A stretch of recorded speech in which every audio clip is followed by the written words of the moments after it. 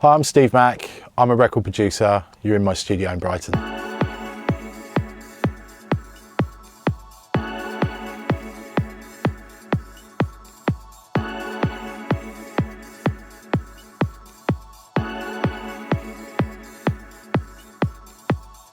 Hi, my name's Steve Mack. I'm a record producer. I've been doing it for over 20 years now. I was a professional international DJ as well. I run record labels, we run a publishing company and now a management company. I put my first record out in 1994 with a band I used to be in called the Rhythm Masters, we remixed over 300 records as well, including the likes of Michael Jackson, James Brown, Amy Winehouse, the list goes on. I was first a DJ from about 11 years old, and I got into buying vinyl. So I was a big vinyl collector, and I also like to buy lots of rare records, old funk disco breaks, and because my production, I kind of grew up on sampling records before I got into the synthesizer world of it as well. I was really into sample-based music, so I grew up on hip-hop music and electro from the early 80s. So I was really heavily into that, and I was a scratch mix DJ from the age of about 13, 14, so I used to enter them competitions and stuff. Then I got into the acid house scene. I think it was about 1988, 1989. That's when I sort of got the bug for house music. I've only been mixing the box for 2 years. I had a big analog console in here before, but it was just too much headache when I needed to change a mix, or you'd send something away and they weren't quite happy with it, but you had to move on and do something else, and you've got to repatch the patch bay, plug in all your gearing, and it was just it was a bit of a nightmare. So I've been mixing the box for 2 years, and to be honest, I actually prefer it now. I'm using I think they call it like a hybrid system. So I've still got all my analog equipment. So I've got like my LA2As, my URI compressors, and like Neve equalizers, SSL compressors, a couple of Pultecs, and what I tend to do now when I work is I get my tracks done, and then I track all my stuff through my gear and bounce it back into the computer, and then I use the computer sort of mixing in the boxes, like sculpting, cutting away at things, adding things. And so I suppose in a way really I am mixing the box, but I've got the best of both worlds. I'm using the analog stuff to do them certain jobs, mostly colouring and getting sound distortion and stuff like that, and then in the box we're cleaning it all up and making things really wide, and obviously now with the loudness war, making everything really loud, but only to a certain level. I think the hardest thing I found when I moved to in the box was I was used to use an analog console, so everything you push in the red, and you drive everything really hard, because you get that sort of magic that happens, the distortion, and then you get it all lovely on the summing bus. But you can't do that in the box. It's like the other way round. I kind of mix. I get everything level in my buses, so I'll have all my tracks in like the arrange page, and say my drums, I'll put them onto one bus, and then I'll level them all and put it through certain plugins, maybe an analog compressor, and then what I do is level all my buses, so my master output comes to about -12, which gives me 12 dB in the digital world of room to play with, of headroom to play with, and that's where I do all my limiting and stuff then. And I think I'm getting quite a good sound with it now. I'm really happy with the results I'm getting. It's been a long road, shall we say.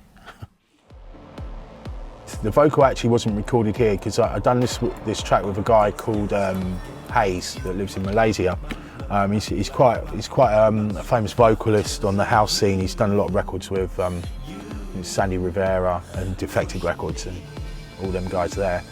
And I'd sent him this track, and he came back with a vocal, and it was just like, you know, it was cool. It worked out. So I've got his vocal. It's that sort of classic-y house sound. All these years I've given you my heart, my love, my life, my blood, my sweat, my tears, and you. Right. Obviously, I've got no effects on there yet. So usually with my vocals, I'll use Lexicon reverb. It's a 224 XL. I like the original sound of the 224. I love it. I've got an Eventide H8000 down here as well, which I use. It's a delay setting I use for the vocals, and then I'll probably use, I've got a tape delay, a copycat around somewhere, or I'll use a UAD one in the box, or the AMS 1580, and again I'll get my vocal tracks and record these different reverbs, stem them all together again and get a certain sound. I usually leave it to the end, so I don't make a commitment of where I've squashed all the effects together with the vocals, and then suddenly you realise the delay's too loud or whatever, and you're like, oh no, I've got to go back to an earlier program and do it all again. It's just a waste of time, really. I've got no effects on this. What I've done, I've got the Oxford equaliser here, and again you can see I've cut a lot of the bottom off. I mean, I know I loaded this earlier, and it's got, all these years I've given you my I've got a lot of compression love, on that life, in the my box. Blood, my sweat, my tears, and you can hear all the noise come up. Crushed me. So, right, I've got my cut there. I've actually only got that cut about 50. I would do a lot more, so let's do that again. All these years I've given you my heart, my love, my life, my blood, my sweat, my tears, and you. This is about, so it's about 120 I've cut there. Crushed me. Ooh. I've just got to reset my buffer because I've got too much plugins running there.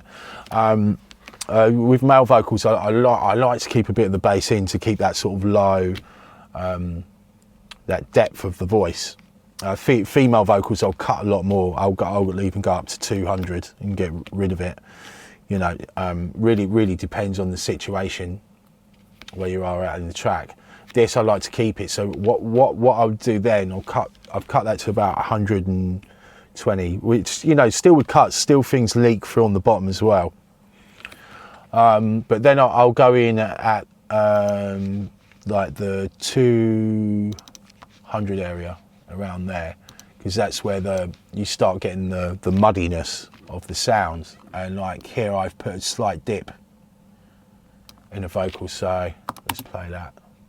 All this years I've given you my heart, my love, my life, my blood, my sweat, my tears, and you. You want rid of that. You crushed me.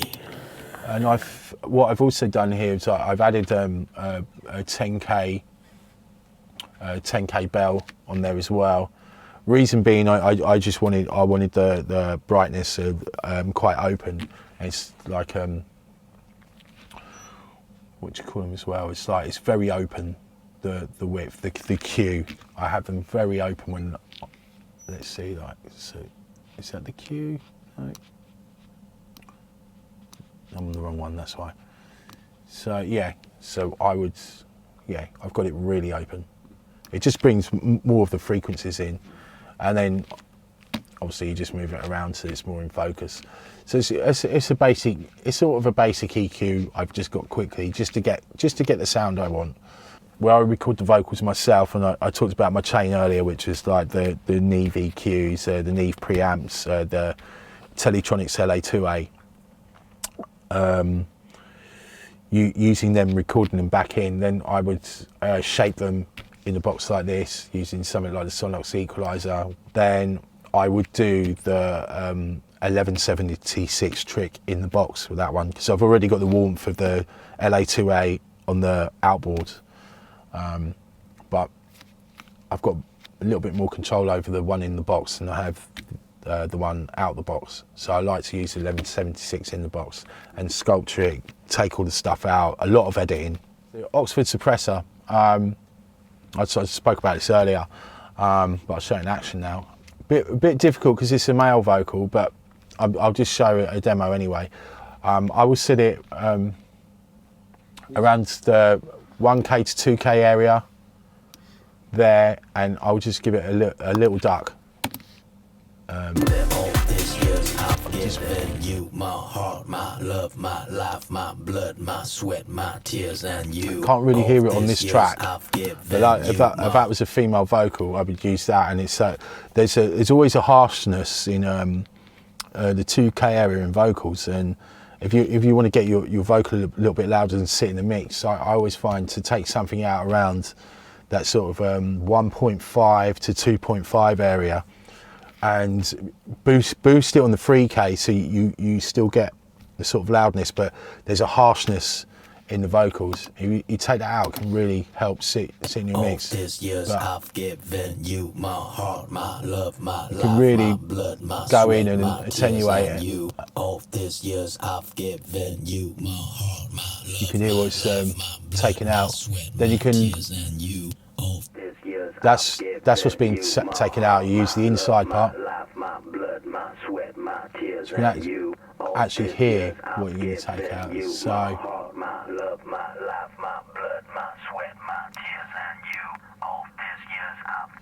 So there'd be that area, usually that 2K area, but with female would be that really ringing in your ears, and that would totally get rid of it. Then you can actually listen to it outside. My blood, my sweat, my tears, and without what's going on here, and then obviously the mix. You, my heart, my love, my life, my blood, my sweat, my tears, and you. All these years I've given you my heart, my love, my life, my blood, my I think the plugin was actually designed to be. I think it was designed to be a de-esser, and I actually haven't used it. Well, no, I have used it as a de-esser, but I use it more to solve problems. Mostly vocal problems. I've used this. It's good on sort of bass stuff if you want to take away mud. I mean, I always find that the most annoying frequencies in a record for me is between about 200 to 350. There's lots of muddy sounds that can actually take up a lot of space in your mixes, and usually comes. I mean, I always find live bass is quite a hard one to get really into focus, but this is good for that, because the things with live bass is there's just a lot of artifacts, a lot of mess.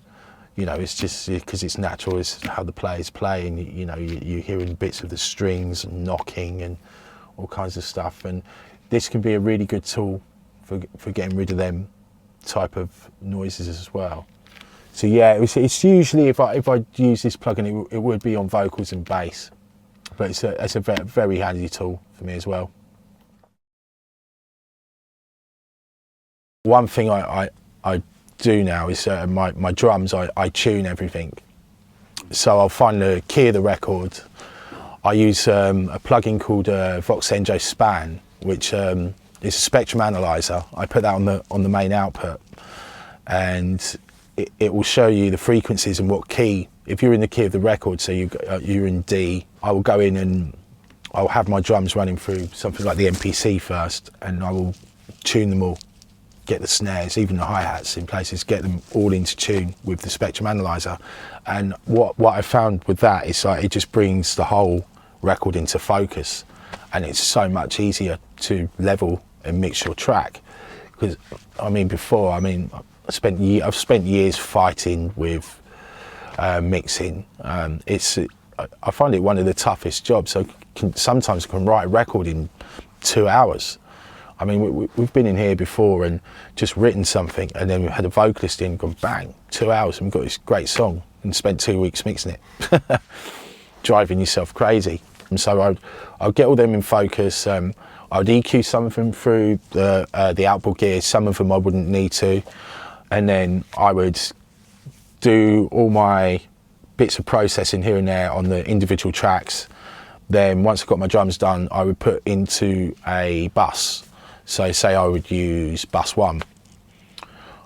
On my bus channels, I would have a Slate Digital warmer thing, and maybe like a stereo tools, because I do my drums so wide, but then I want to bring them back into focus. So I'll bring the left and the right, bring them in slightly, and then make sure the bottom end is mono, up to about 100 and 150, and it really does bring your drums into focus, because if they're a bit too wide, it gets lost. But where you're using widening tools to make them, I use another trick with a sample delay and just move one of the from the left to the right and move, and the stereo width goes like that, and it sounds amazing. With some things, it's phasing stuff as well, but using phase in a clever way, I suppose. But you have to sort of wind them back in so they're more focused. Then my drum bus, I'll run through. I've got a GML compressor, the 8900, which was actually always the secret weapon we used on the Rhythm Masters records. We used to use it over the whole mix. But yeah, I use that compressor now on the drum bus, and it really does bring everything into focus for me. It makes everything just sit together really lovely. It's not much compression going on with that. It was 2 dB, so which actually 2 dB is quite a lot for me now. I've really cut back on the amount of compression I use. So I'll do that, and then what I do, I get to the end of so it goes through them. So I've monoed my stuff as well for the bottom end and brought the stereo width in. Then I'll go into, after the compressor, I'll go into the Oxford limiter, where I push it up to a level so the little yellow light on the side is just tapping, and then I'll re-level the limiter. So say if it's gone up to, I don't know, say it's 12 dB on the input, I bring it up to 12 dB on that, so it's not actually changing the level of the record. Then I do a slight bit of attack and release, and it's, for me, what it does, it glues the sound together, but I'm not pushing the limiter hard, so it's killing anything. It's just taking the peaks off, basically. Then after that, I put on the Sonnox inflator, and basically do the same with that. I turn it up and get it to a level where it's just slightly clipping on the, it's redlining on the little lights there. Then I'll get the effect part and put it to about 15%. I usually leave the curve on 0 if it's drums, but if I'm doing like a bass, I'll bring the curve down because it's more bottom end, I think, on the curve and more tops. Then what I'll do with my buses, I build most of my buses like this. Then I'll have a vocal bus, and I basically use a pretty similar chain to my drum bus, but without the outboard compressor.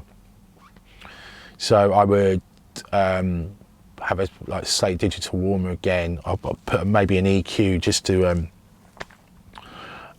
cut all the bottom ends, because if you've got, I don't know, 20, 30 tracks of vocals, you can have little bumps coming here and there. So I'll cut it again. Don't usually put compression on the vocal bus because it's already been compressed, and it was just start overdoing it. But I will do the trick with, it's my main trick with the Sonnox stuff I use is the clipping, because I like to get everything that goes into my buses that it's not spiking anywhere, so it's quite flat. Doing this, you have to be careful with the limiter, especially because if you put too much on, you're going to start getting artifacts. You have to be really careful, so you've got to make sure you get your main vocal, you get that level first, and you make sure nothing's higher than that. So, and just really softly use the limiter, but then again straight afterwards the inflator. So basically at the end of all of my buses, so then there's synthesizers, I'll have a bus of synthesizers, bass. I use the Sonnox stuff for that. It's a trick.